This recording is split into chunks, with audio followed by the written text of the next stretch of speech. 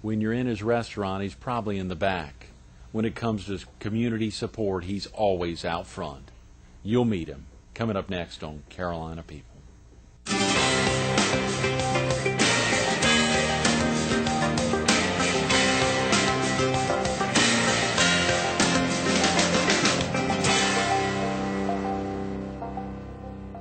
Good morning. Welcome to Carolina People. This morning we're at Stevens Floor Covering Center on Highway 17 Bypass in Myrtle Beach.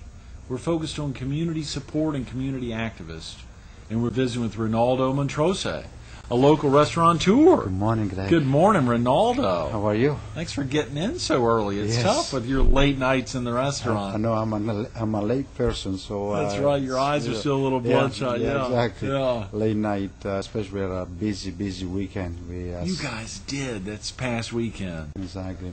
We celebrated our 22nd year anniversary in the restaurant, so we had a busy Friday and Saturday. 22 years of Villa Romana Italian restaurant. That is amazing. Yes, it is. I'm still going strong, and I have a great local support. Yeah. And I gotta thank all my customers for that. You know, not only my customer but my staff. They done a great job throughout the year, improving the restaurant, the menus, and overall, we're doing great. You really are, Rinaldo. It is amazing. It seems to get better and better with time, like a great bottle of wine. Yes.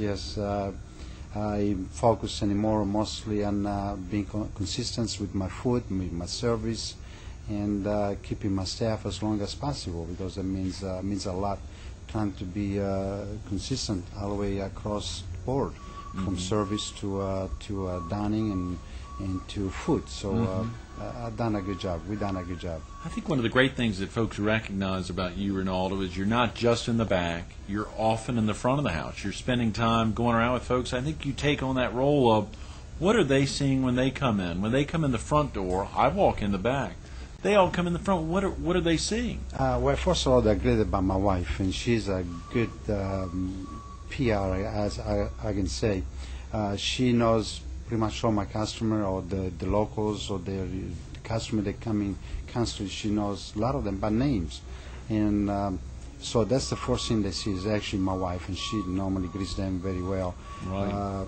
either by name, and then of course a lot of my customers, they have a preferred waiter that they or waitress that they wait on them, so my staff, I even remember what they drink and what they actually normally eat. No. So that gives a little bit of a personal touch to the entire restaurant. And of course, I always say, if I'm busy, I'm stuck in the kitchen. That's Right. where my place is in the kitchen. But if I slow down enough where I can come out in the dining room or go in the dining room for a few minutes, I like to go and greet my customers just like my wife does. I like to meet them. I like to know how their dining experience was, if I could do anything different, or I can improve it, or if they enjoyed it. And most of the time, I have really great. It's a great feeling being in the dining room and being welcomed by all my customers, Right. for the great job that we do, and we get great response from either emailing customers. I get letters. My whole walls are Oh, sure. It's full. covered with letters. Letters, Folks need to visit the restaurant just to see the letters. Yes, letters, pictures, and I always say a lot of restaurants, famous restaurants, you walk in, they have pictures of movie stars and athletes and so on. I told my customer, all of you are my stars, and doesn't matter where you're from, where background, you're always my customer, my stars. And if you write me something, it will be put on the wall so everybody else can see it.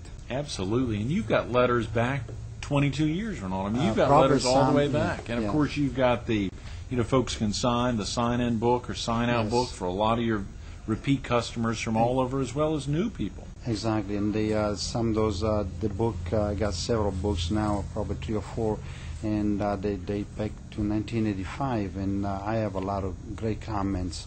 I mean, most of the comments, I say probably 99.9%. Some kids, sometimes they write and they just write to write Junk, something. yeah. Exactly. They might write, maybe the waiter was cute, but that's not related to the restaurant. Right. But otherwise, most of pretty sure almost 100% of my comments are always great comments. The comments are about the food, the setting, your family, you and your family, Yes. you and your wife, and everyone. And it really is a family business. Isn't Exactly, it? and even though my mother is gone for almost 2 years now, I gotta give great thanks to her. I always say to my customer, none of this would be possible if it wasn't for her expertise and her guidance. And I always say that to my customers. So I say, even though she's gone, she's still here in the restaurant. Whatever I prepare, her hands are in, her touch are in there. Mama Lucia, Rinaldo. Exactly. It is tough for folks to imagine Mama being gone almost 2 years because her spirit is still so much a part of the restaurant. Yeah, I mean, it is. even if they knew that it was, April of '05? It was actually May of 5, May 7. May of '05. She was sick during the entire month of April. That's for why. Okay, yeah, May of '05. So even though it is almost 2 years, it seems like almost yesterday for folks who know and love her. I have customers that still bring in pictures of Mama while they were dancing with their kids, or even video. Right. I had customers bring in videos of Mama. So her memory is still strong as it was. It's not slow down at all. And the great thing is for viewers or for others, customers who are attending Villa Romana for the first time, they can still see and feel Mama Lucia there. Yes. Like I said, her presence is still there. I mean, if a customer's been there, they probably tell other customer, Mama was always sitting in one specific spot, Right. or dancing the tarantella, will come out on the table and dance the tarantella. But her spirit is still strong, as always been. You also have some other things that are very novel on the Strand, Rinaldo. You've got a very popular guy, Michael Delgardo, that a lot of people have met and know locally. Yes, he's a great musician. He's probably one of the greatest accordion player you can ever hear, actually. Yeah. He plays everything by sound. He doesn't read music, or No. he does read music, Yeah. but he doesn't read what I call music sheets. And his repertoire is extremely wide. It's probably maybe 600 or 700 songs. So he can play anything by. He plays by request. So he can play anything from the Phantom of the Opera to Mamas to Led Zeppelin. So he can play pretty much any kind of variety of music you want. Yeah. And he's also like my wife. He's very easygoing. He has a good personality. So he makes all my customers feel welcome, and he does a great job, not only with the music but with his personality. So I have two great people in dining room, my wife and Michael, and of course my staff. I got to give thanks to Your my dining staff. room manager, whom we Yes, love, John yes. Stetter, Yes. who we're big fans of, and of course so many of the crew there. You've had dedicated staff, Yes. wait staff, Yes. for the longest time. Yes. I'm very proud that I was able to accomplish. Those are one of the things I want to accomplish, is trying to keep my staff as long as possible, because that's what it makes a good restaurant. It makes that's what makes the restaurant moving forward in the right direction. That continuity is critical. The continuity is critical, and oftentimes folks will come in. You said they want the same wait staff. I know a lot of people who want to come in at the same time and sit at the same table. Yes. And you guys work hard to accomplish it. Yes. They learn little nooks, whether it's a cubby in A, B, C, or, they know exactly where they want to be, and Exactly. you all work hard to make it happen. Exactly. If they want a romantic evening, they know a table that they want. I have one little table just on its own. That's actually the table you use the most, and that's the one they wanted. And we call that the honeymooner, or the getaway. The or honeymoon just- suite, Or absolutely. just a table where you want to maybe have an engagement ring to give to your fiance. So. Right. Well, our focus is on community support and on community activities, and you're involved in so many. I know we talked recently, and part of the reason I wanted to get you in is we think about some people who donate items to you, like Pepsi and Roma Foods and others who really step out to help make your event successful, but then people who come to you to seek you out for the lunches that you've done. You've put on so many lunches for organizations, totally free to them as long as they do some work. Yes, I always I feel like if you wanted to raise some money, I can work with you. It's easy to write a check for whatever amount you need, but I think if the group and the community works together and they all pitch in and do a little bit, and I don't mind going out of my way and donate whatever it needs to be donated. Right. In my case, is whenever I always donate my dining room for lunches. Right. If a community service needs to be done, or a community event, or a fundraising needs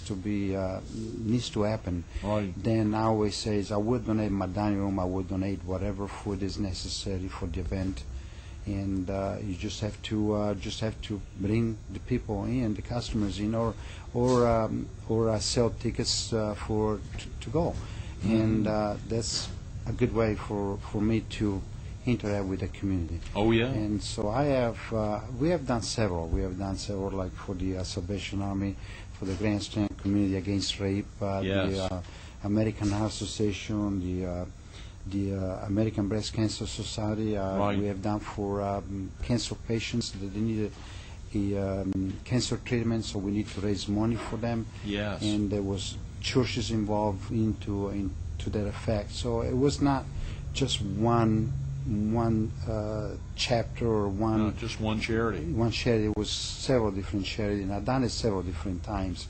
And I always, like I said, I go out of my way. If I need to have a radio spots, I will put radio spots on the radio, and I pretty much donate the entire restaurant, Sure. tablecloth, and the food.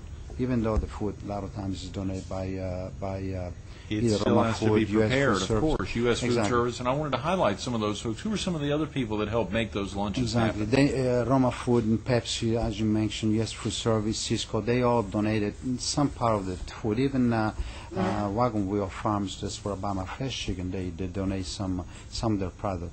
They don't always donate what I need. Right. So whatever is necessary, I just go out and step out with my own. Oh, yeah.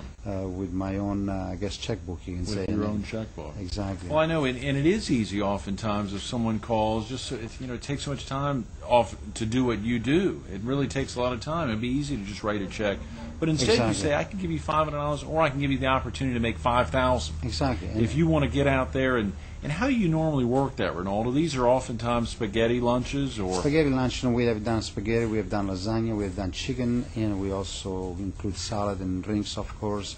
And normally they sell tickets, and those tickets they run anywhere between $6.50, and depend on what they're selling, to $7.50 or even $8. And whatever amount they make is actually their money. They whatever amount they collect, I do not ask to see a receipt. I'm not interested in what they're making. The only thing I'm interested in is for them to make that money. they make money. Yes, yes. That's what I'm interested in. I have seen as much as $4,500 raised in one luncheon. Wow.